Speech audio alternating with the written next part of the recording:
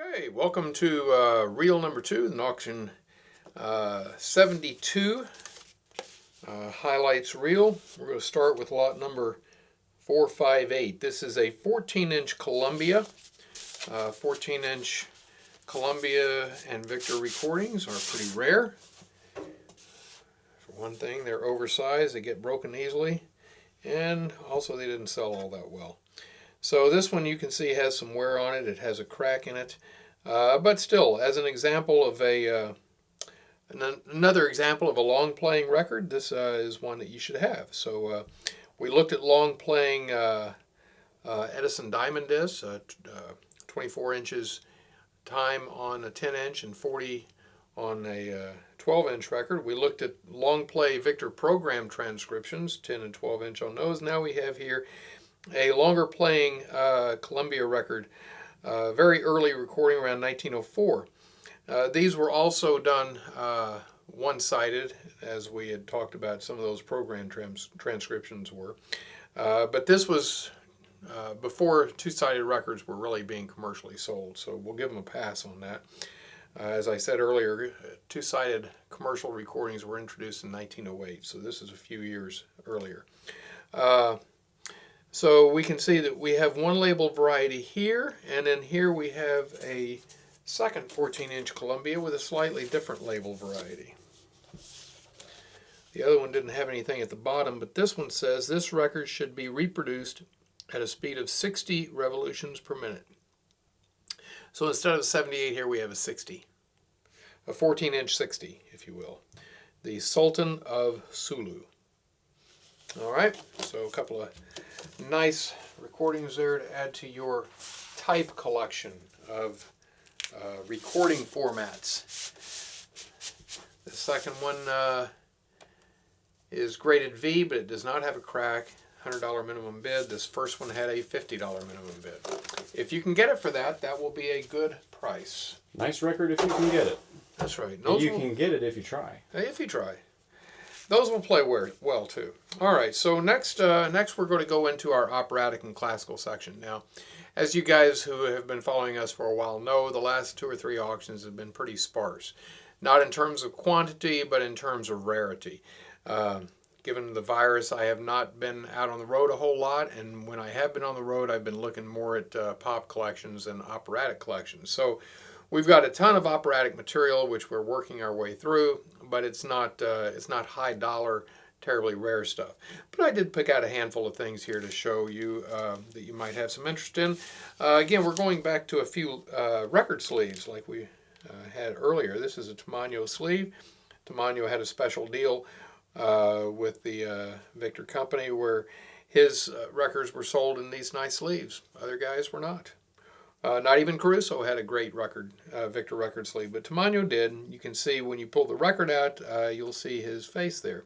The greatest tenor of the age under exclusive contract for life. Wow. So when they say greatest tenor of the age, not talking about Caruso, are they just saying that? Well, at the time that this sleeve was made, Caruso still hadn't quite entered into his dominance. He wasn't the grandmaster of tenors yet. Not at that point, no. So Caruso, of course, would become not only the greatest tenor of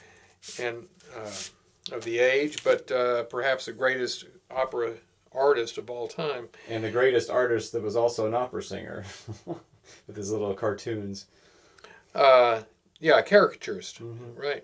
All right, so here we have, just want to pull this back out. I may have mentioned this in the last auction video, I don't recall, but your earliest original Tamano pressings did have serial numbers. So that was another thing that he had going for him. Both his G&T recordings for the gramophone company in England, as well as his American Victor pressings, will have individual serial numbers. So that's serial number 47 of that record. And that was an attempt to keep track of copies sold for royalties that would be going to him. Royalties was something that wasn't really heard of back at this time in the record industry.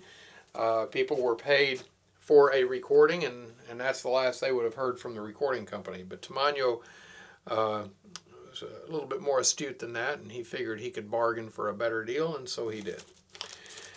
All right, here is another sleeve. This is not a particularly interesting record in terms of its rarity or It only has a $4 opening bid, I think. Well, that should be changed. This is an Italian gramophone pressing. We see a Parma dealer sticker on the label below. What makes this nice is that it has its original sleeve. Very, very nice. Sleeve which matches the record. We have Caruso here, a nice picture of him, and a recording by him on the record. All right. Nellie Melba had her own sleeves as well. So she and Tamano both got special Victor sleeves. Here we have, again, a picture of her when the record is removed. There is another Melba sleeve with a different picture of her. So perhaps in a future auction we'll sell one of those. This one says price $5 each. Victor Melba record. And That's in a fact, very expensive record for that time. Yeah, so Victor Melba records were in fact Victor Melba records. That was the label name. So we have here the Melba record. So she didn't get a serial number on her records, but she did get the record label itself designated as a Melba. So, And you could have gone to the store and gotten 5 Grey Gulls or 1 Melba record. So, yeah, about 20 years later. tough choice. So, yeah, $5 around 1904 was some serious pocket change. All right, here's another one of these nice special sleeve. This is another Italian sleeve. Who is this? Tito Ruffo. So there we have Ruffo doing an opera from Faust. I just love the calligraphy. Isn't that beautiful? Wow. All right, so and that one has a It's like 25. it has a G&T red label on it. $25 minimum bid. It should be higher with the original sleeve. When I lotted some of these things that had original sleeves, I did not notice that they had original sleeves, and I lotted them as if, or I minimum bidded them as if they didn't have it. So maybe you'll get lucky and you'll get them cheap. Probably not, but try. This is a 14-inch Phonotypia. I think we have 2 or 3. Do we? Yeah, we've got some other 14-inch operatic things here. This one is especially nice because this is obviously a pink label test pressing from Dinora by Maria Barrientos. This has a $1,000 minimum bid. It's in really, really nice shape. We will be playing this on the Bidder Request show. We played one a while ago that had like the scene from the opera, like it had a child crying in the background or something like that. I don't think that was a 14-inch. But it was that pink label. Yeah, it was a test pressing. Yeah. That was some time ago. Very cool. So anyway, that is a very rare record, as the bid would indicate, or the minimum bid. Here is a 14-inch Odeon, not something that you're going to run across every day. I've only had a couple in my entire career. This is Fritz Feinholz, and that is a single side brown and gold Odeon, and the minimum bid on that is also $1,000. That's E- condition, and that will be played on the Bidder Request show. And to wrap up our 14-inch operatic offerings, here is Lupi doing an aria from Aida. This has a $50 minimum bid. Why would that be? Because it has a crack to the label. It will play through, but it does have a crack. So there you have it. All right, and we have probably more classical recordings in this particular auction than we have ever had in the past. Quite a few. Again, not a whole lot of great value or rarity, but some very interesting and enjoyable things. We have a single disc from this 2-record set We saw one of these Edison needle cut 12-inch record labels earlier. This is number 6, which is parts 1 and 2 from the quartet in C major by Haydn. This is a Roth string quartet. There was also a parts 3 and 4, which we do not have in this auction. So if you happen to have part 3 and 4 at home and you're needing 1 and 2, this is your lucky day. This is a valuable 2-record set. So we have a $150 minimum bid on this single disc.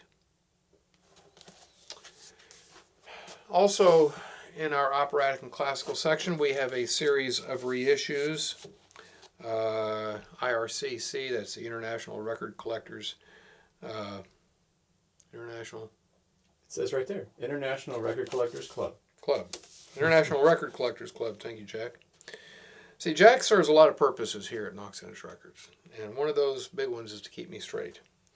So, IRCC, International Record Collectors Club, produced quite a few issues in the 1930s, and the earliest ones were recorded from original metal parts, and oftentimes had a picture of the artist attached to the label and also their signature on the label, if they were still alive and willing and able to sign the label. So the company would send them a pile of labels and they'd autograph them and send them back, and then that's what would have been used to press up the records.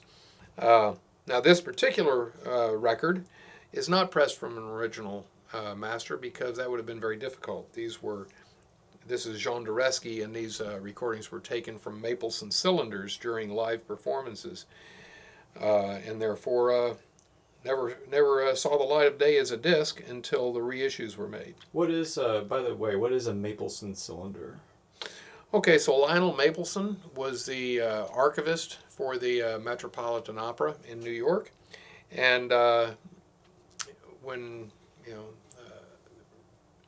the possibility of home recording introduced itself, he kind of thought it would be kind of neat to try and capture some live opera performances on brown wax cylinders. And so he hung his horns above the stage, large horns facing down, and actually got some pretty decent recordings, and that lasted until one of the horns fell down. And that put an end to Mr. Mapleson's career. And most of the Mapleson cylinders today are held by the Rodgers and Hammerstein archive in New York City. I think there may be some Maplesons out there. I actually have a cylinder back here in a box which is labeled as a Mapleson cylinder. I have not confirmed that. I don't know if it's the case. But one of these days, when I have nothing better to do, I will further investigate that and we'll see what we've got. Because that would be cool. The Mapleson cylinders have been played and reissued, I don't know, 2 or 3 times. One would think that with the newer technology you could get a much better recording today than you could have back in the 30s, but because they have not really been cared for or played properly necessarily all those times, that's not the case. They would have been those cylinders would have been in much better condition back then than they are today. Okay, here's another example, briefly, of an IRCC pressing. Sometimes Victor would use, or if Victor was pressing, they'd use their label. If Columbia was pressing, you'd see a Columbia label on there. But they're very attractive labels. They've got generally the metallic silver or gold label stock, and so they really look sharp. The earlier ones are usually serial numbered, as you see here. And later recordings were often, or usually actually, dubs. But your very first ones were pressed from original parts. There were a couple of other companies that were doing that. The Historic Record Company, HRS, and do we have another one in this catalog? Seems to me there may have been a third one. But anyway, pull up the catalog, open it up. That'll tell you everything you need to know. So that will take care of our operatic and classical section for this video. But there are pages and pages of opera in there. And most of that stuff actually is gem quality stuff. It's, I would say 90%, maybe better, are E- or higher grades. So if you're if you're collecting opera, It's a great chance to upgrade things that you might already have, so consider that.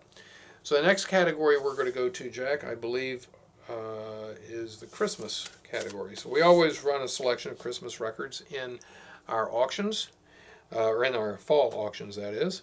And so we're just going to show a couple of them here. This is on the Miltone label. Not a Miltone design that you see very often. In fact,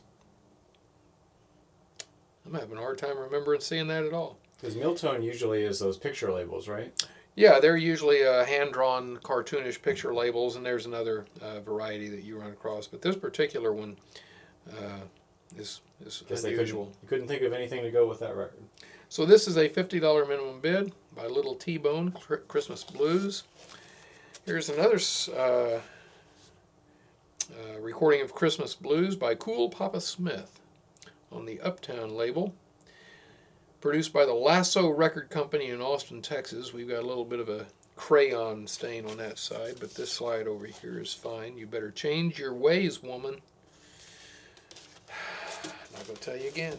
Okay, so now we're going to move into our historical section. Now, we have a really cool historical section this time around.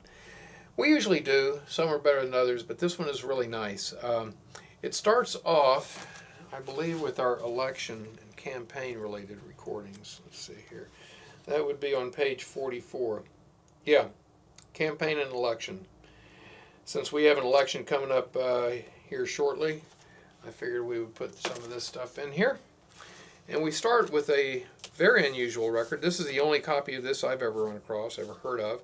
This is a Busy Bee record, and I'm sure we've shown Busy Bee records in the Bitter Request Show highlights reels in the past. This particular one is unusual in that it is a spoken word historical speech. Usually they're just, your typical songs that you would find on Columbia or Leeds and Catlin or what have you. A Busy Bee machine had an oblong lug in the turntable so that when you put the record down on top of the turntable, if you did not have this notch cut out or this hole in your record, it would not fit, and therefore you wouldn't be able to play it. So it's similar to the odd label things that we looked at earlier where you have the oversized spindles. You get your machine for next to nothing, and but then you find out you can't play anything but that particular label disc on it, and so that's where they make their money off the sale of the records. So anyway, that's what this is all about. The nice thing for Busy Bee is that they, using this lug, a Busy Bee record could actually be played on a regular phonograph because you've got a normal size spindle hole, so you could buy a Busy Bee record to play on a Victor. But you couldn't necessarily buy an Aretino record to play on a Victor. You would have, obviously you could center it just right, but you would have a hole like this around your normal size spindle. Okay, so let's get back to this. What are we looking at? The Honorable William J. Bryan's speech on Labor Day, September 8th, from the balcony of the Auditorium, Chicago, before 30,000 people. And on the back of this record, we have a couple of labels, but this one says, this record was recorded by Arthur J. O'Neill by special personal privilege given him by the Honorable William Jennings Bryan, being approved and sanctioned by Mr. Bryan himself. The sale of this record is given by the recorder only to companies having special permission. The sale of this record is given by the recorder only to companies having special permission. I am not exactly sure what that's supposed to be saying. But I will say this. It does say that William Jennings Bryan approved and sanctioned the record. However, it does not say that William Jennings Bryan recorded the record, because he did not. This is a studio recording of a speech, an abridged speech that Bryan gave in Chicago. So that is a very, very cool record. Probably sold, I don't know, maybe one copy. And there it is. All right. So speaking of Bryan, and the recordings that I have in this particular category are grouped by the person who happens to be up for election. So here we're going through the Bryan recordings. But we might have a recording about Bryan, which would also be in his thing, but not by him. Well, kind of like the one we just looked at. So here's a Columbia record that actually was recorded by William Jennings Bryan. This would have been for the 1908 presidential election, And these earliest examples of these Columbia records had the pictures of the speakers. So here you have a picture of William Jennings himself, and on the other, the Taft recordings, Taft was running against him in 1908. You'll see a picture of William Howard Taft. So here we have a Bryan Columbia. That is lot number 3166 for a minimum bid of $50. Here is a Victor Special order pressing by Bryan. This is a publication of campaign contributions. Boy, then that's still a topic today. This is a $50 minimum bid for this.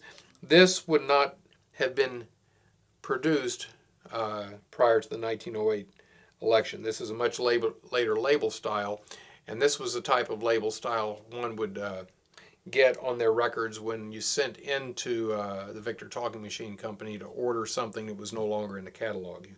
They would allow you to do that, special order something that had been discontinued, and they would press up a copy for you. A lot of people think that those are test pressings when they see them, but they're not quite really test pressings. That's right. It's relatively unusual to find a historical spoken word thing with the special pressing label. Usually you're going to run across operatic material. I've seen some jazz ones now and then, but yeah, they are few and far between. Yep. Okay, here's Keep Cool with Coolidge by the Real Four. We got to play that on the Bitter Request show, Jack. I don't have that noted, but we're going to put that aside and play that because that's a great. It's a pretty cool great title. Campaign song. It is a cool title. You know, you gotta. Well, you know, he just had a name just made for showbiz, right? Mm-hmm. All right, here we go. Merry Christmas. So this could have been in our Christmas section as well. 1952. Personal appearance before General Dwight D. Eisenhower, Republican rally, Baltimore, Maryland, September 25th, 1952. So, how about that? All right, so it was recorded right at Christmas.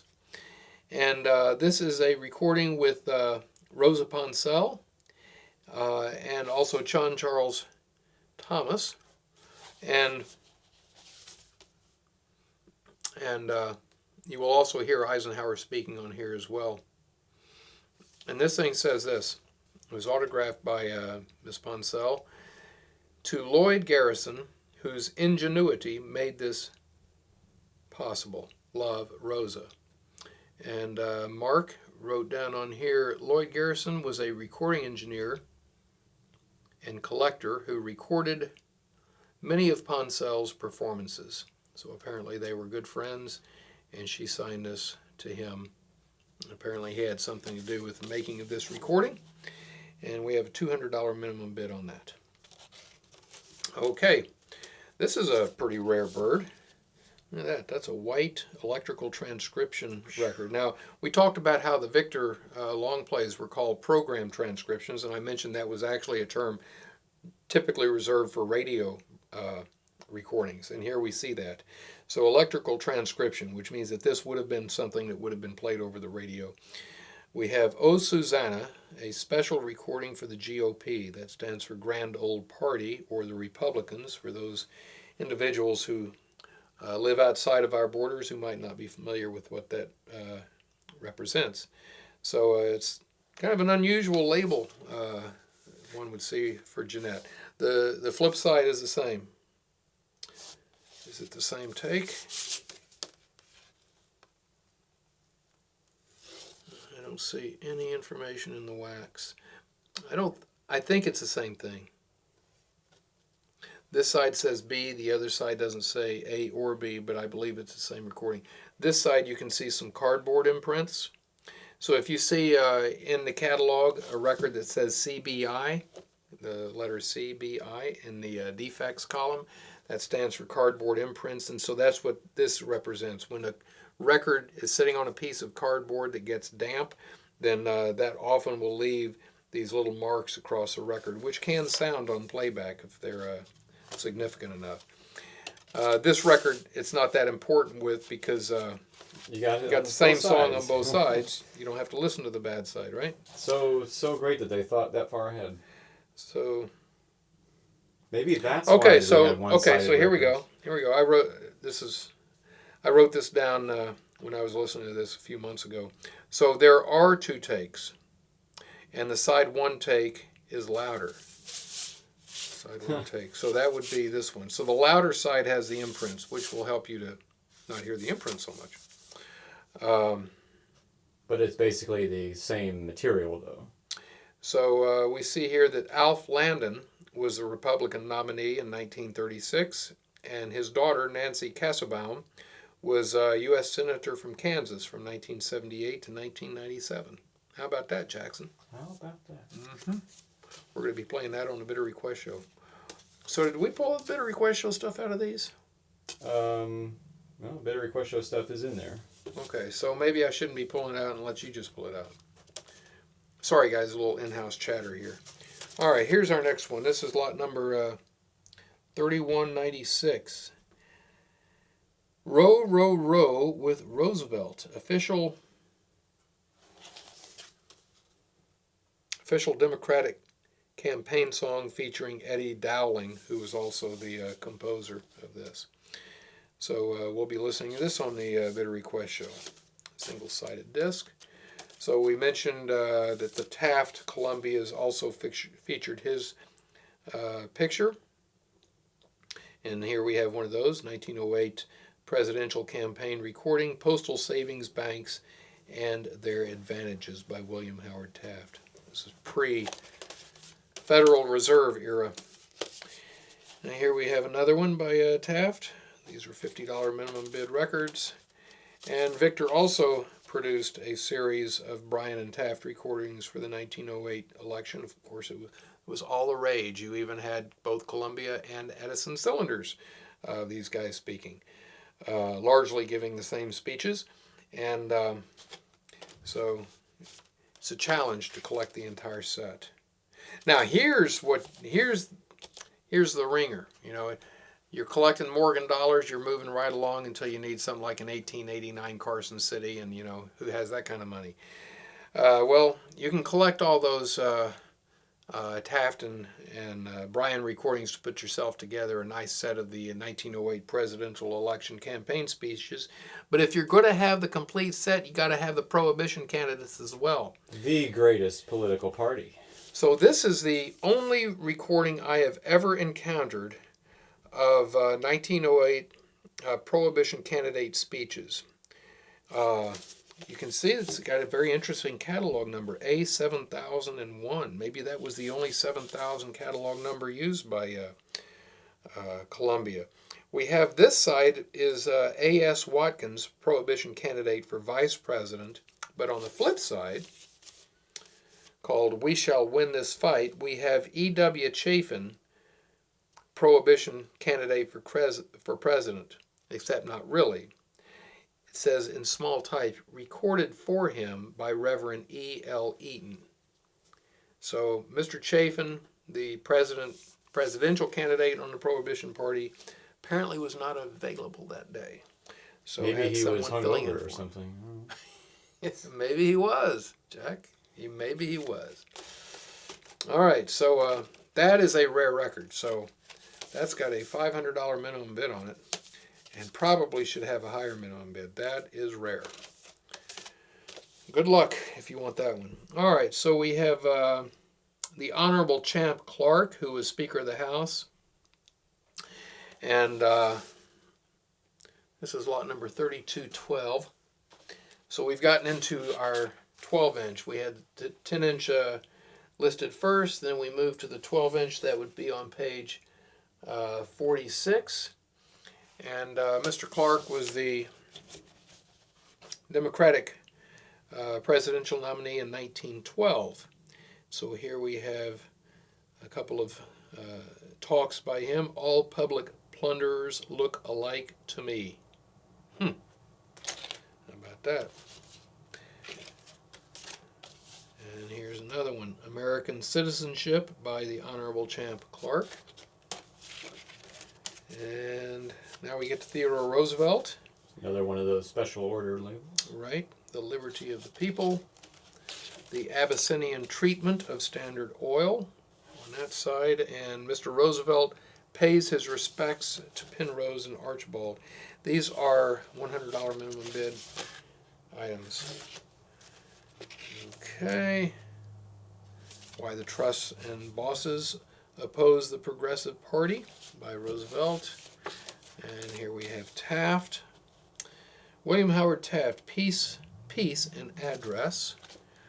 So your 31,000 series Victors are single-sided, and your 35,000 series Victors are double-sided. So here we have a 35 and two sides. President Taft on a protective tariff, and President Taft on prosperity. And here's another Taft recording, minimum bid $50. Lot 3226, 3227. Another Taft record. And here we have a Woodrow Wilson record. A lot of these presidential speeches from that period of time, 1908 to around 1920 or so. And here's a little bit later one on a Victor Batwing label. This is rare. This is a Nations Forum recording by Homer S. Cummings. This was not actually issued on the typical Nations Forum series. It was numbered between 1 and 26 on the 12-inch records, and usually had a picture of the candidate or the speaker on the label itself. This was a special pressing and not available commercially, so these would have been distributed only probably to political groups around the country to play in a precinct meeting or something along those lines.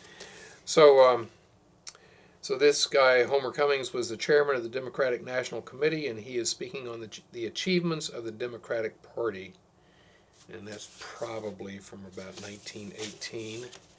Here we have Citizenship by Will H. Hayes. Now here we have another of the gold labels with their autograph here.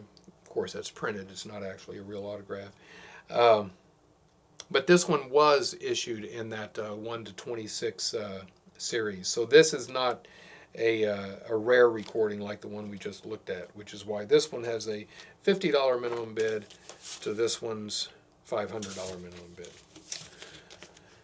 All right, so that is going to take care of our historical section. We're going to pause for a moment and come right back. So I had misspoken a bit. We finished our campaign and election historical section. We did not finish the entire historical section. In fact, I was a pretty big oversight because I missed the front cover a lot of the catalog right here. Oh. Okay, so this is a series of Kriegsschallplatten, war recordings from the Austro-Hungarian Empire, and these will be found. This is lot number 3238.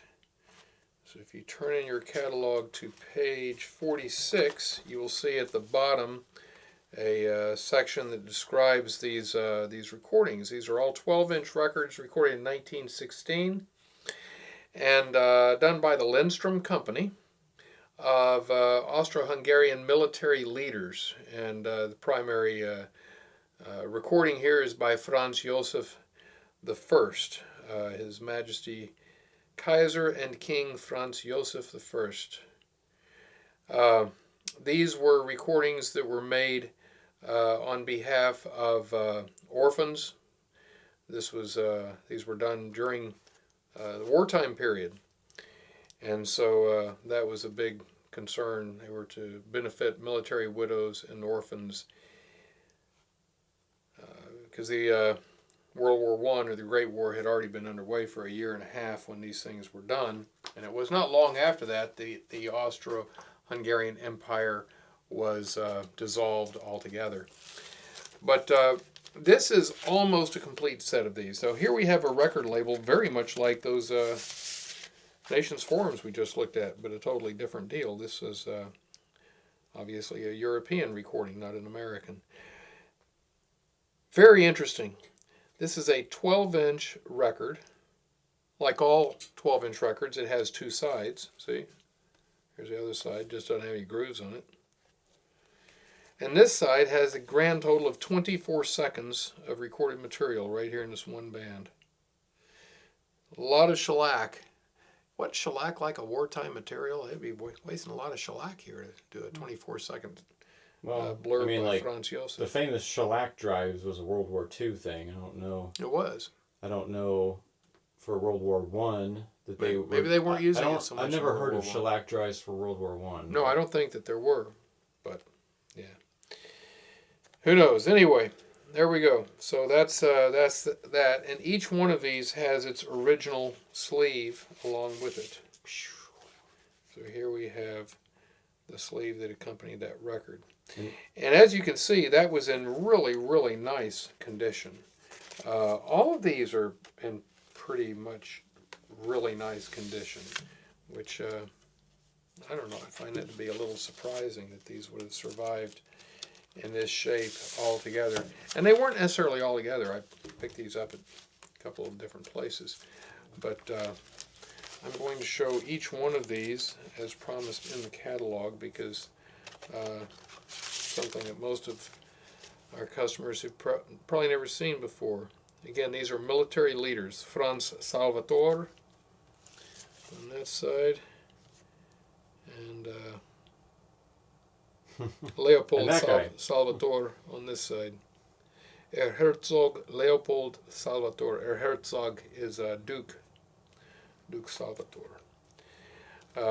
Again, that one you get a little bit more recording, that one a little bit more recording, but they're still not yet filling the entire sides. And each one has its own special sleeve to accompany it. So here you have a panel for each side, and on the back you have a picture of this polyphone talking machine, and His Majesty Kaiser Franz Josef I on the 24th of April 1916 was there at the Schönbrunn Palace where this was all, basically debuted. So very cool sleeves. So I said that this was a near complete set. We have, unfortunately, this lot, which has a sleeve, but unfortunately not the record. Franz Rohr and Viktor Danko. And then we have a record that doesn't have its sleeve, so that's our problem. So here is the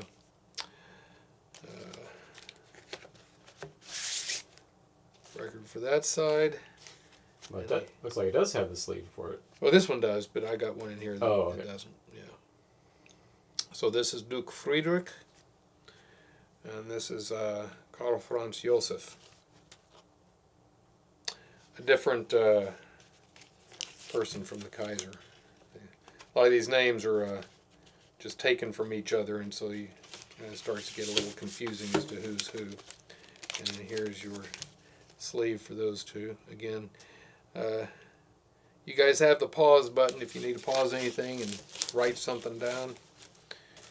We will be here when you push the play button. So this is the one I don't have a sleeve for. This is Duke Josef, backed by Duke Eugen,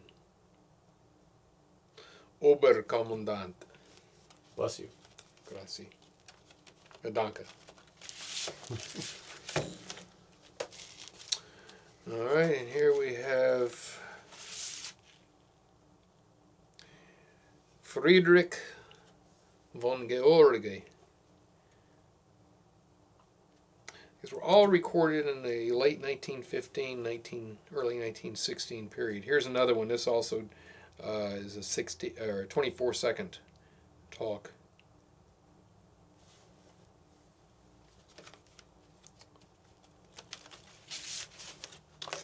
There's your sleeve for that. This entire set is being sold as a lot. Pretty sure. Do I have individual minimum bids on these? I believe you do. Yeah, I guess I do. Okay, so they're, I guess the minimum bids on these are $500. I think the sleeve by itself is $50. Could be. But all of them together, and I certainly hope that they stay together. It'd be a shame to break this up. is $3,500 minimum bid. Franz Freiherr, Konrad von Hotzendorf. And that's a single-sided one. So apparently he was a little bit more important than the rest, getting his own record like the Kaiser. All right. You'll also notice that these have little numbers, stamped numbers on them. So that's a serial number. And I've never seen any of these over 2,000. So they were it was a very limited pressing. So these are quite rare, especially when you consider all of the destruction that occurred in the Great War. They had to get through one war and then the other one. And the other war. So yeah, not many of these have survived. Eduard von Bohm Remole. And this one has a crack. There's a flip side of that. Freiherr von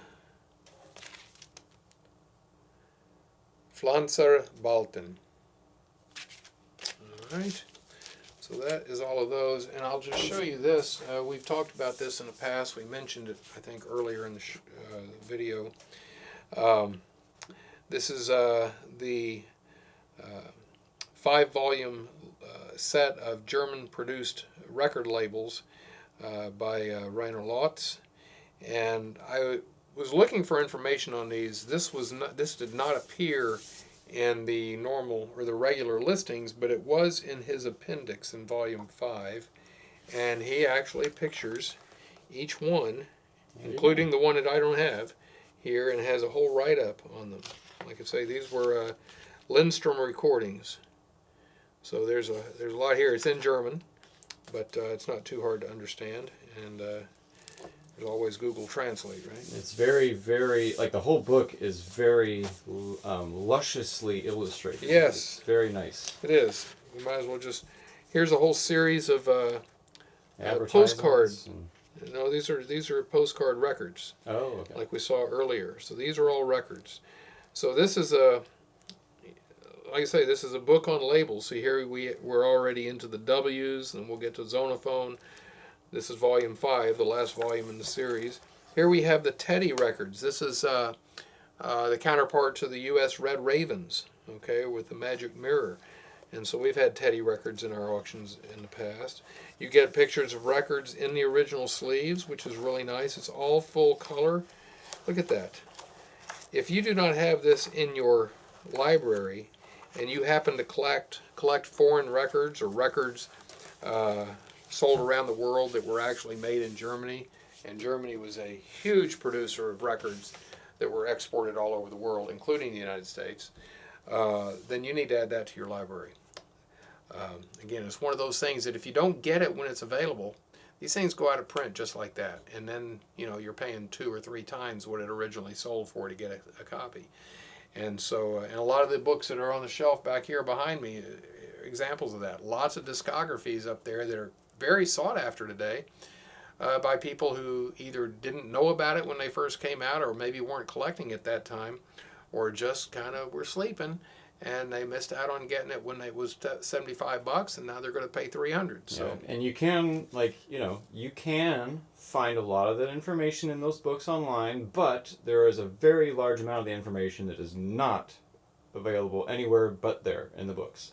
Especially given the fact that what is online in the way of discographical information is limited, in many cases largely to the larger labels, and it's bare bones information, where in a lot of these books you get a lot of background and a lot of other information as well. So, all right, so that, I think, Jack, wraps up our oversized records, except for just one here that we just happen to have. This is in our gem quality section. We'll just go ahead and knock it out of the way. $100 minimum bid for lot 5015.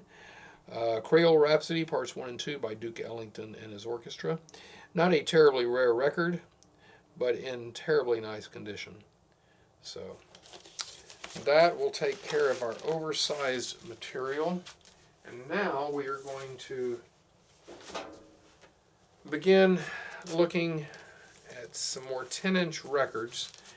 And we're going to start off with these autographs. So in this catalog, like last, we have a section of autographed recordings. And I like to show these in the videos because it's hard to describe an autograph in the catalog, both the quality of it and you know, type of ink used and so forth.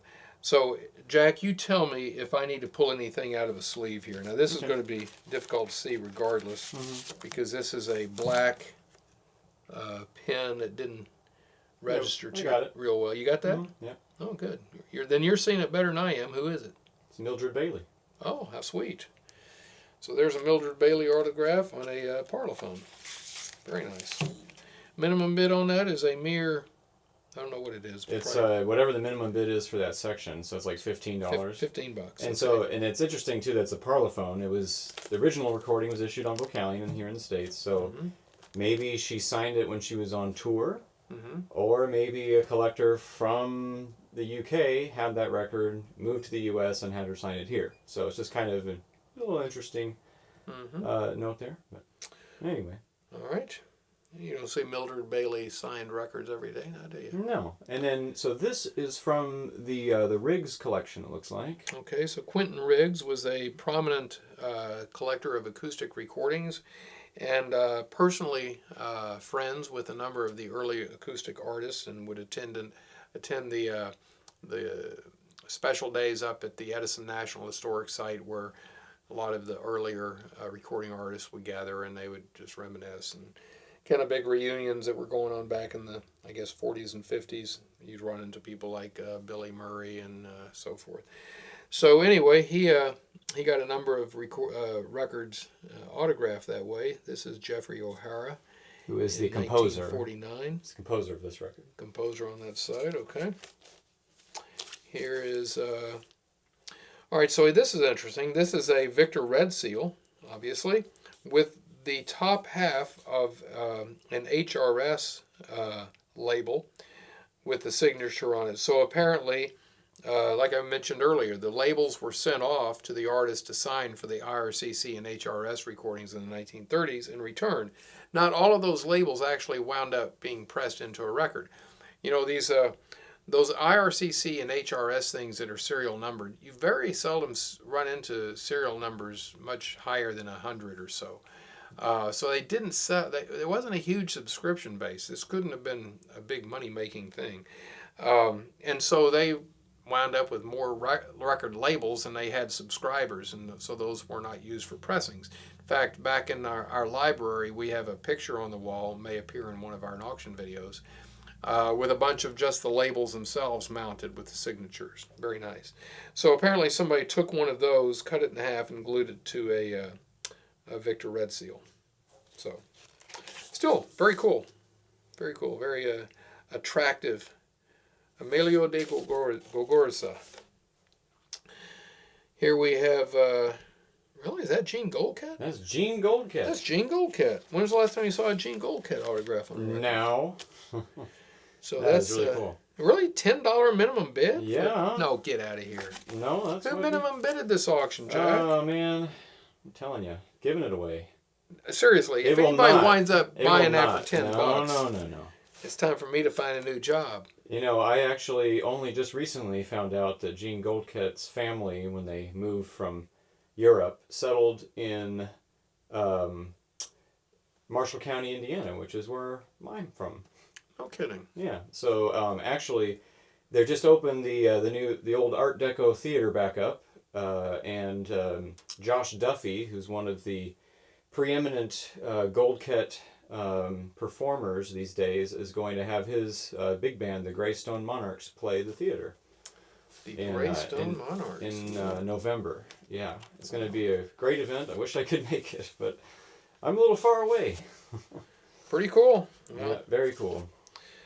All right, so here we have a, looks like an Earl Father Hines autograph, kind of faded out on the Earl, and so not all of these are in great shape, and that's largely a function of this white ink that was used to sign black labels. It rubs off pretty easily. Yeah, that's why we keep these in the plastic sleeves, because just the record sleeves moving on the shelf just will wipe that right off. So in the catalog, I try to indicate what the percentage of autograph is still visible, so you know what to expect. But anyway, we got that.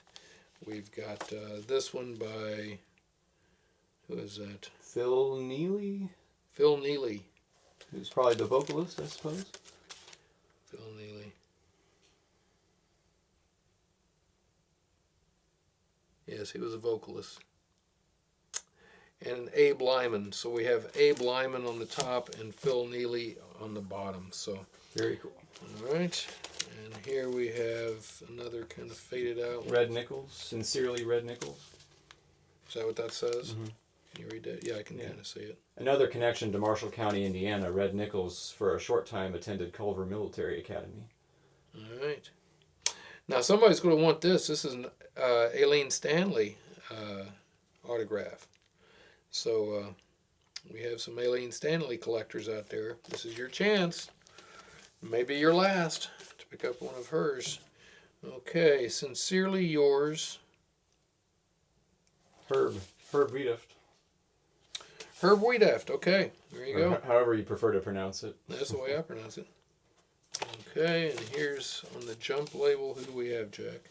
Looks like we've got Stan Reitman and Joe Euchel. Joe Euchel. Mm-hmm. Okay, I think that's about it for the autographs. that's about it for the autographs. Okay, so we're not going to show every one of these records in the crates. We're going to skip over the lower value stuff. Everything in here is at least a $50 minimum bid, but we don't have to see it all. Now we're in the personality, looks like. We are. So this is a scarce Irving Kaufman. It's pretty late for Irving Kaufman on a crown. Victor Pressing for $100. It's lot 3608, looks E like. minus 3608, lot number 3609, $100, another $100 Irving Kaufman crown. People say, well, that's an awful lot of money for Irving Kaufman. Well, it isn't a lot of money for Irving Kaufman if you're looking at his, cylinders, but it's not a lot of money for Irving Kaufman on those two records. Oh, here we go. We talked about this one earlier. So this is one of the highlights in the auction. It doesn't look like much until you look at it a little bit closer. I have been looking for a copy of this record for years, and it finally turned up in a collection I purchased earlier in the spring. This is Ethel Waters' very first record on Cardinal. I believe this dates from around 1922 or something. Yeah, something like that. And this is pictured on the auction cover. At the New Jump Steady Ball, Ethel Waters accompanied by Allberry's Blue and Jazz 7. And on the back, she's doing the New York Glide. So there we have that. Very rare record. It's a V minus, which is not all that great, unfortunately. But, like I say, it's the only copy I've ever seen. And it still plays okay. Well, I mean, it's not a terrible V minus. It's not just totally ripped up. But it does have some wear on it. A lot of entry-level collectors are, a little put off by conditions sometimes, but if you pony up for some different sizes of styly to play your records, a lot of time you can get very good results out of a really worn record still. So you just got to find the right combination. All right, so this is a very late Columbia 14,000 series, 14628. Mark writes down that there were 600 of these pressed. Lot number 5738 for $100. Clarence Augustus Williams, The Whispering Baritone. We might have the Columbia sales figures book in the back of the catalog. I can't remember if we do or not. Okay, so this is a QRS by the Jubilee Gospel Team. Jubilee Gospel Team, how about that? Lot number 3775. We'll be playing this on a Bitter Request show. And Mark says that this is a zinger. What does a zinger look like? Oh. That's what a zinger looks like, Jack, if you ever wondered. If you ever looking at somebody's auction list and they say something is a zinger, that's what you can expect. Well, QRS records are better. Oh, they are better. That's right. Yeah. At least that's what they tell me. Oh, that's very nice. Very nice. What was the minimum bid on that? $150. $150. Wow. That's a zinger. That's a zinger. Is this any good? Mm. It's all right. Looks pretty good. Going Through Jesus on Black Patty, the Pace Jubilee Singers. In the Black Patty issue of 78 Quarterly, no copies of this record were reported. Doesn't mean that they don't exist, but no, because it's sitting right here. Right, but there was just among the collectors that they polled, nobody had one, or knew of somebody who did. Yeah. So here we go. A nice condition record, E V++. So certainly a sweet copy. Probably as good as you'll ever find. So if you're needing the record, well, could be yours. And at 2139 reported sales of the Tascana 4, here's Victor 38,553 by the Tascana 4. Minimum bid $100, lot number 3793. So we are in our sacred records section, apparently. Sacred. And that's pretty nice. Ooh, look at that. Okay, what do we got here? This is a very rare record. This goes to our blues section. Yeah. Even though it's yellow. This record, unfortunately, has got some issues. But it is a super, super rare record. What's the minimum bid we have on that, Jack? Looks like 150, I think. What's the lot number? 4061, I think. Jack is squinting really hard to read it from all the way back here. I can't read it either. Yeah, $150. Okay. Yeah. I can't read it because it's been overwritten. But yeah, $150 record minimum on that record, which could, if it was in really nice shape, that could be a $1,000 record. On the Parkway label, Rollin' and Tumblin', parts 1 and 2 by Babyface Leroy Trio. And this has Babyface Leroy Foster, Jimmy Rogers, not Jimmy Rogers as in the Mark's favorite yodeling, yodeler, yeah. trainman. And Little Walter and Muddy Waters, all present on this side. So Parkway 501. A label Still, that existed for a blink of an eye in Chicago.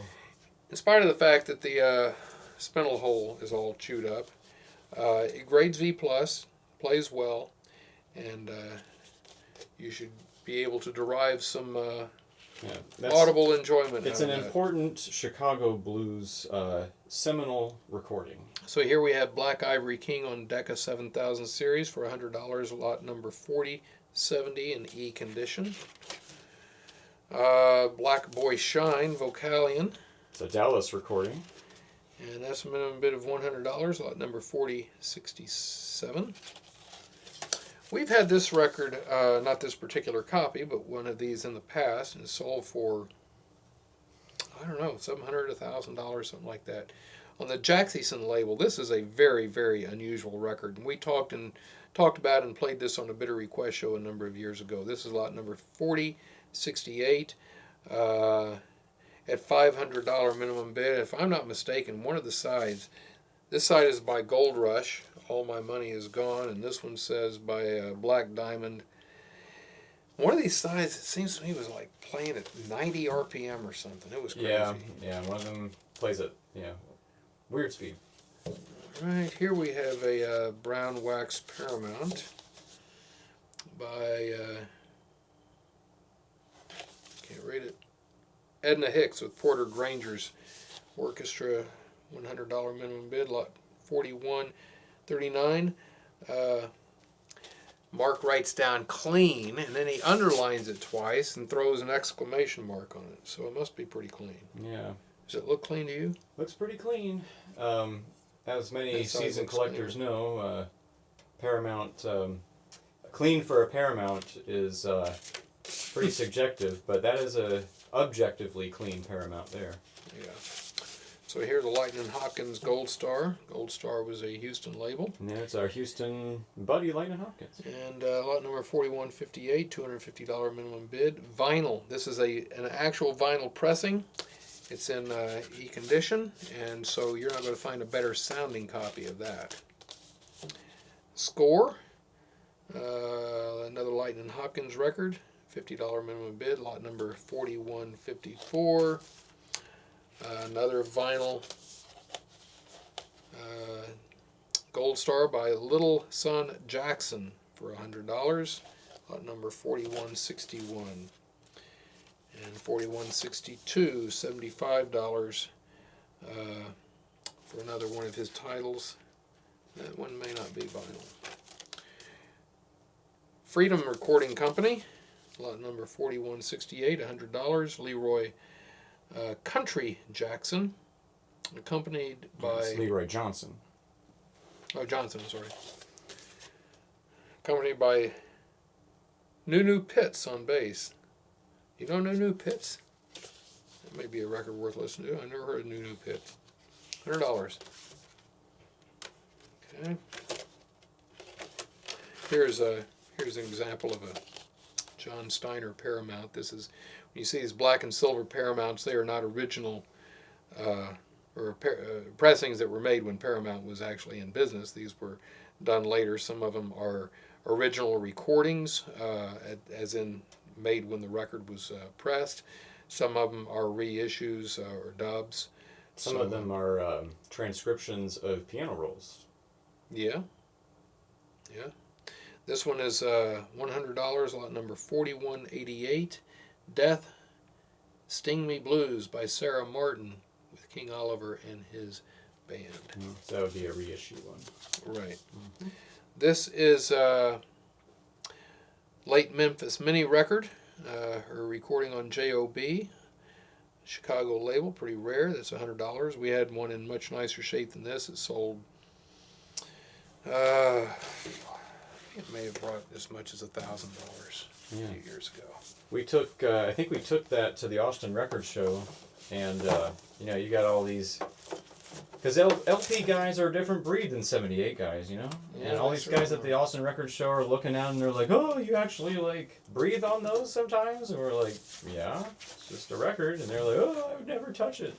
But they never buy it either. Yeah, that's why we didn't go back. So this is, you're talking about the real deal stuff here. We're not afraid to get down and dirty with these 78s. All right, so we're continuing on in our blues category. Here's Soderissa Miller. Minimum bid $100, 4206. 1926 recording. I keeps my kitchen clean. I try to, but I don't always succeed. Nice thing to aspire to. Mississippi Sheiks on OK. $75 minimum, 4208. Here's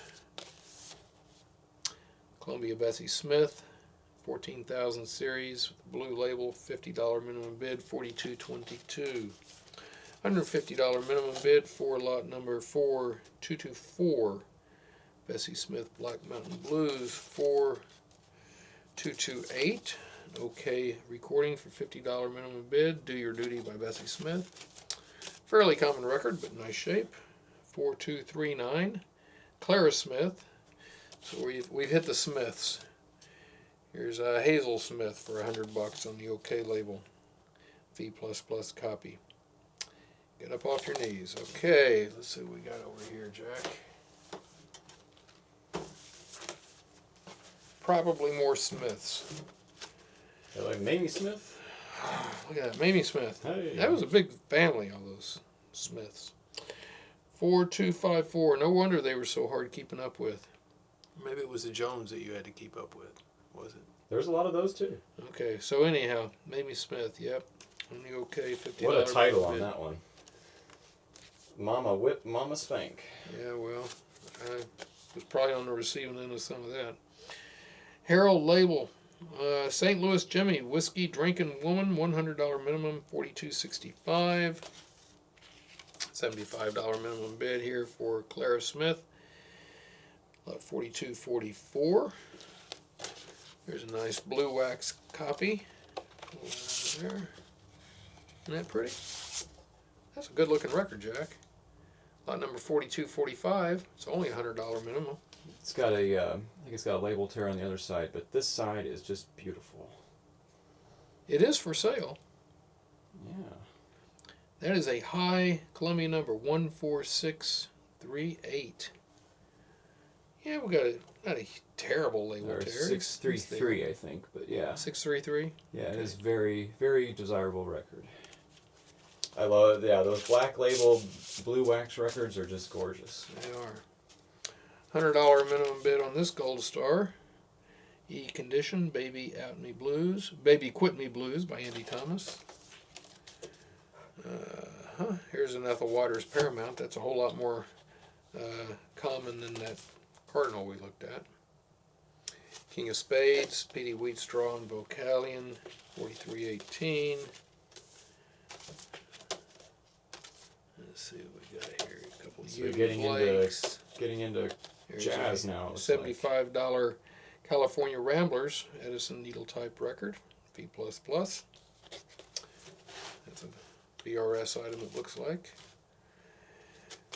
Yeah, we got some nice jazz records in here, Jack. I think we got some good jazz stuff this time. Duke Ellington and his orchestra blues. I love to sing. This is a great record. This is a, for those of you who are Gene Shepard fans, Radio Raconteur, he liked to play this disc. $100 minimum bid for lot number 4496 in E- condition. I don't want to sell that, but I think I got a good copy in my collection, so I'm okay. VRS, looks like we're going to be playing that record. Lot 4533, $50 minimum bid. Who is it? It's a Henry Tynes or something like that. George Tynes. Georgia Cotton Pickers, under the direction of George Tynes. Okay. Yeah, it's very, very good New York band. But they're just kind of hiding there amongst the other Columbia budget offerings, but it's really good. So Mark writes on here, 12th Street Rag is hot jazz, underlined hot. Really, really hot, underlined. Whew. I guess we got to play this. He's not messing around. Yeah, I better put that thing down. Burn my fingers. $100 minimum bid for $46.55. Johnson's Jazzers Columbia. Scoodle Disco. $47.44 for a Clarion by the Memphis Hotshots. It's actually Ellington's band there. Okay, cool. Under a pseudonym. $47.44. And looks like a King Oliver record there, is that right? Yeah, so the later King Oliver Victors, like King Oliver's fronting Dave Nelson's band. But yeah, that particular thing is an Electrola issue, but that's the original issue of that particular recording, or that take of that recording. There's a little bit of that. So what are you trying to tell me, Jeff? I'm trying to tell you that it's a rare record despite not being a Victor scroll. And if you're a... Are you saying that was not issued in the States? I'm saying that I think there was a take, the other take maybe. I've got it written on the sleeve there, but something about it makes it really cool. So don't overlook it just because it's not a Victor scroll. Original 78 issue, take 2 only. Take 1 issued on LP. Yeah, okay. So if you want Steel and Love by King Oliver on an original pressing, then you want that record. Because you're not going to find it on a U.S. issue. Is that what you're telling us? Correct. Unless you want a dub on an LP, which, who wants that? No, who does want that? Nobody. No, of course not. That's like what Santa puts in your stocking if you're naughty. Oh, yeah. Really. All right, so now let's go to... We're going to skip over the gym quality section. The gym quality records are something that we're going to hit in our third highlights video. So stay tuned. Stay tuned. That's going to be the really, really high-end rare stuff. But we're going to continue on. We're going to skip over gym quality. We're going to go straight into the post-war rock and roll, rhythm and blues, and pop music category. And from there into diamond discs and then into cylinders. Maybe show you a couple of books. And then we will go into our third video, which is our gym quality. So starting with our post-war pop, rock and roll, rhythm and blues section, doo-wop, what have you. That's a hell of a record. It is. Lot number 5909 for $50, the Avons. Bonnie, not to be confused with My Bonnie. Okay, this is lot number 5921, $100. Hey Papa by the Blue Jays on checker. Jukebox record. The Blues Man, $50 minimum, $50 minimum on Harlem. Bobby Sue. Bobby Sue was the name of the woman who let me start my first antique store in the back of her shop next to Rice University almost 40 years ago. $50 minimum bid for lot number 5930, Wasco label, Robert Boyd. Memphis label. Apollo, $50 minimum bid, 5940, Alan Bush. No, Bunn, Alan Bunn. Here's the Alpha label, Elliot Carpenter, $100 minimum bid, 5944. 5948 with a 100 opener on the Grand label by the Castells, My Girl Awaits Me, 5948. Timely label, 5952, The Charmers. Mark says that that's nice, and it is a nice vinyl pressing also. 5954. $500 record by Chicago Sonny Boy, Jackpot on Meteor. You want to buy that? It says Jackpot on it. I certainly would be winning the jackpot. Jack collects things that says Jack in them. Yeah, I mean, like, just seemed like a good idea at the time. Yeah, exactly. You like make a collection of records that just say Jack. You can do that. Yeah, well, my parents collected a kid named Jack, so yeah, that's pretty cool. He was one of a kind too. They had to stop there. Yeah. 5968 on a VJ label, the Dells. Theron Records label. For $250 minimum bid, we have the Ebony Moods Grand Nice Swell, lot number 5977. $59.93 is $150 minimum. By the Five Chances, doing Gloria. 5999 Flair, $50. Mark says it's nice. Mark says it's nice. It's nice. $6,200 minimum bid on that. Little Willie Foster, Falling Rain Blues. Okay.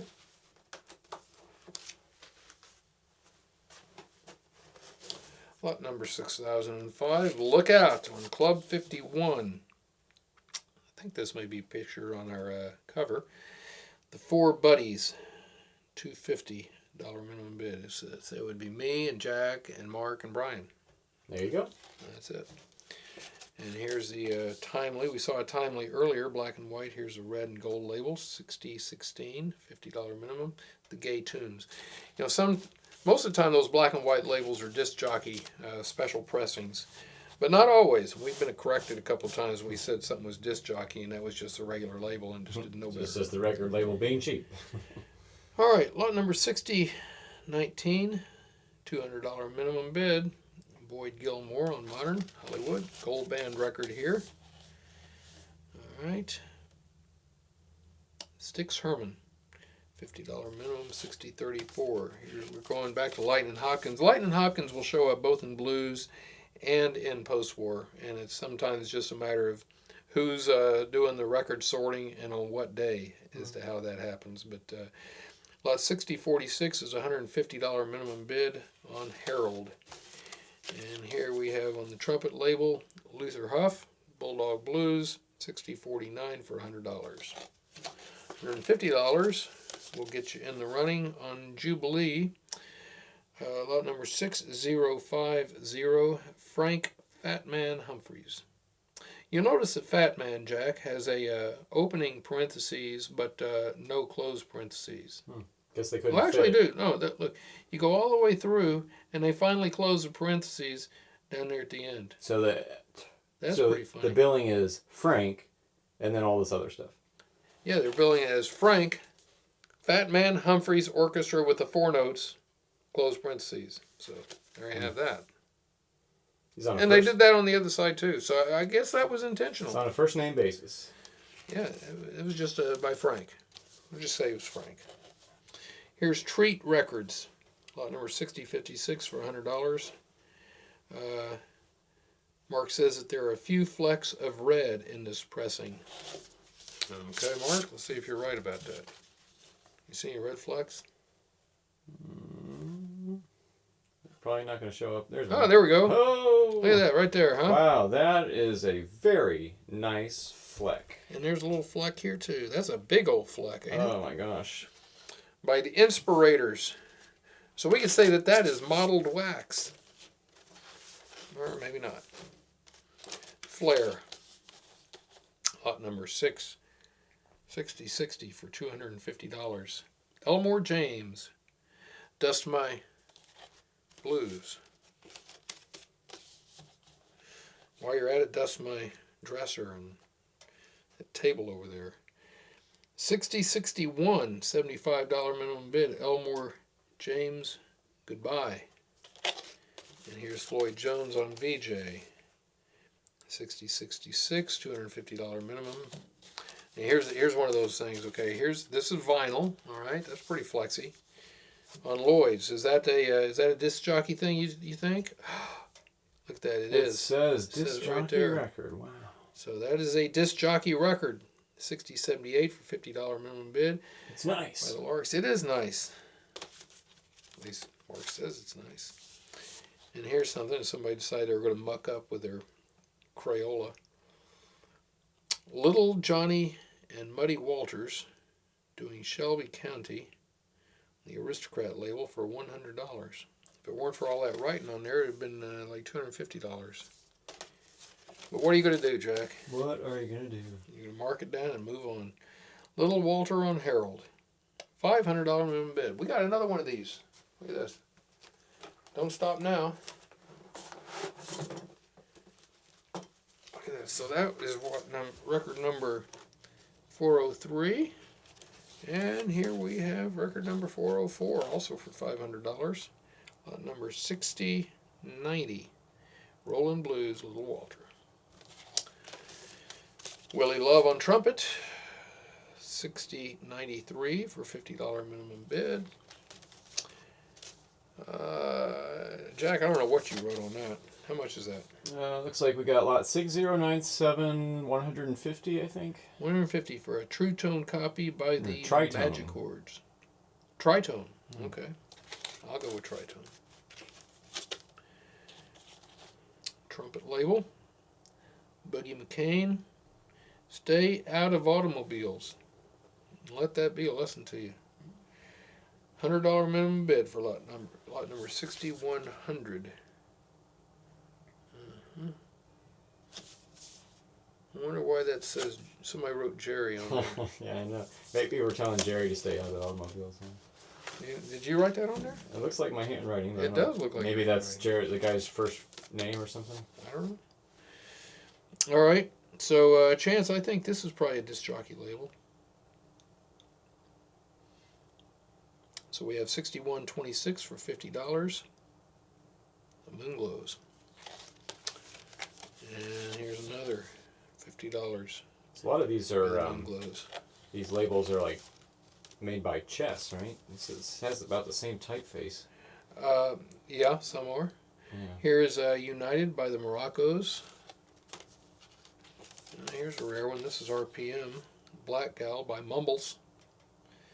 We'll be playing this on a Bitter Request show. It's lot number 6134 with a $500 minimum bid. You know, do we usually record the Bitter Request show first and then do this? No, we usually do this before. Really, we actually have these posted? Because I thought, in the last Bitter Request show, we were talking about how it was going to be on the video. They usually come up around the same time. Well, in this auction, and hopefully future ones, we're going to get the videos posted first. 6136 for $150. Willie Nix, Truckin' Little Woman. And here's Holiday Records, Slim Pickens, Bad Woman Blues for $250, lot number 6149. Not to be confused with the actor Slim Pickens. Not to be confused with the guy that rode the nuclear warhead. Yeah, or the guy in Blazing Saddles, or the Apple Dumpling Gang. Nor to be confused with Slim Chickens, the food chain around here. Yeah, the food chain, it kind of went under near us. Yeah, they're looking kind of slim. They did not survive the whole COVID situation, unfortunately. No, neither did their chickens. All right. I wonder who that could be. It looks like one of Elvis's 5 Son recordings, number 217. This is lot 6150 for $150 minimum bid. A V++ copy. V++ is not bad, and it's going to sound terrific. Look at that. Does that look bad to you? Looks pretty nice. How about that side? Looks good to me. That's going to sell for $150. I don't think we're going to be seeing that on the unsold list. Good Rockin' Tonight on RCA Victor. It's $75 minimum bid on that. The Romeos on Apollo, another nice flexible disc jockey recording. Lot number 6178. Love Me. Here's a Sun record of Dr. Ross. $500 minimum bid. E minus condition. The boogie disease on that side. We've had 1 or 2 copies of that in the past, and that typically will go for, I think the last one went for $1,500. It was in nice, a little nicer shape. This one is on the Samson label by the Soft Tones, $61.88, $50 minimum bid. We're going to play this on the Bidder Request Show. It has a carousel background, I wrote on here, or more like a hurdy-gurdy. Yeah, the label says carousel background. It sounds like a hurdy-gurdy. One of those things that the street guy would be cranking with his monkey out front. Okay, Universal Fox label. Lot number 6204 for $300. The Model T Boogie by James Tisdom. Good thing it doesn't say Model A Boogie. Yeah. Somebody would have to really be having to fight for that. Mm-hmm. Okay, T-Bone Walker on Capitol for $50, $62.11. Here's Muddy Waters on Aristocrat. Here's a rare record. Yeah, so that is the later version of that Parkway that we saw, and this basically put Parkway out of business. Yep, this is a much nicer copy though. This is an E- copy with a $1,000 opener. Lot number 6217. So somebody will be able to add that to their music room. Muddy Waters on Chest, Diamonds at Your Feet, $62.20 for $50. E- copy. Another Muddy Waters, Rock Me, $75. Trumpet label. Sonny Boy Williamson, $50 on 6228. And wrapping up our post-war section is Hop Wilson, Broken Hungry on Gold Band out of Lake Charles, Louisiana, $50 minimum bid. Recorded September 9th, 1958, and that will be on the Bidder Request Show. Remind me, Jack, I got to look up that 1962 thing. Don't forget. Yeah, well, don't forget to remind me, so I don't forget. I'll try to remember to forget. All right, let's see if there's anything here that we need to talk about. We'd mentioned these sleeves before. All of our diamond discs are in these nice homemade, beautiful sleeves, and this is heavy duty paper too. This is not flimsy paper. And it's very similar to our discophiles, although a little bit similar. It's a little rougher. It's a little rougher, a little softer, not quite as smooth and semi-gloss finish like the discophiles, but still very nice, and certainly better than your original Edison diamond disc sleeves were. So some of them he had like this, and then some of them he had with the holes in them, or a hole. Here we go. Here's Alan Coleman, Cruel Backbiting Blues. And we have a $50 minimum, E- condition. Mark says, very nice. Cool Weather Papa Emma Johnson. What is that? That's a $50 minimum bid on that one. Georgia Melodians, Rhythm of the Day, and Everybody's Charleston Crazy with a $50 minimum on that. We We have a minimum. Oh, here we $50 minimum bid on this one as well. Donald Lindley, Arthur Schutt, and David Group, Trumpet Blues, and Hot as a Summer Day. All right. Phil cooking his frying pan. And up there in the numbers, 6690 E plus condition. Here's an electric Edison with the corners cut off. We talked about that earlier. $50 minimum bid for Here Comes the Showboat by Von de Leith. Very nice condition copy of that. Okay, so that takes care of our normal issue diamond discs. Now, let's go to our special pressing. So the last 2 or 3 auctions, guys, you know this, we have had off the charts Edison diamond disc special pressings, and frankly, it's really been tough selling those. I don't want to sell them, but I can't keep them forever. So I've decided to let go of those, and I'm letting go of them a couple at a time. And here we have a couple of just unbelievable records. Now they're not much to look at. It's not going to get your heart racing when I show them to you. But people often don't collect records just to look at them. Yeah, some people actually listen to records. Can you imagine that? So let me show you what they look like first. Get that out of the way. So this is lot number 6780. It's got a $500 minimum bid on it. That side is totally blank. And this side has got a recording and a number. Number of that is matrix 3572-A. So it's take A, first take. And we'll be playing this on the Bidder Request show because we'd like to know what it is.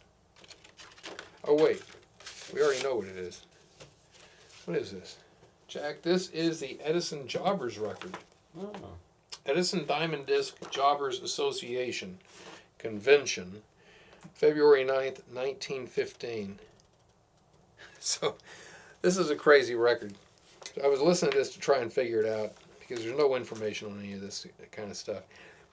Here we've got 45 guys at the convention, each marching up to the recording horn to tell you their name, their town, their store, just basic information. Come on, guys, get a move on. Let's go. We got to get this done before the recording is over.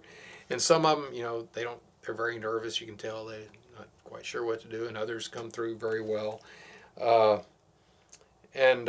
This is take A, but they actually made 8 takes. So it just did not get any better. I kept trying. You can imagine 8 takes times 45 guys. That was a long day.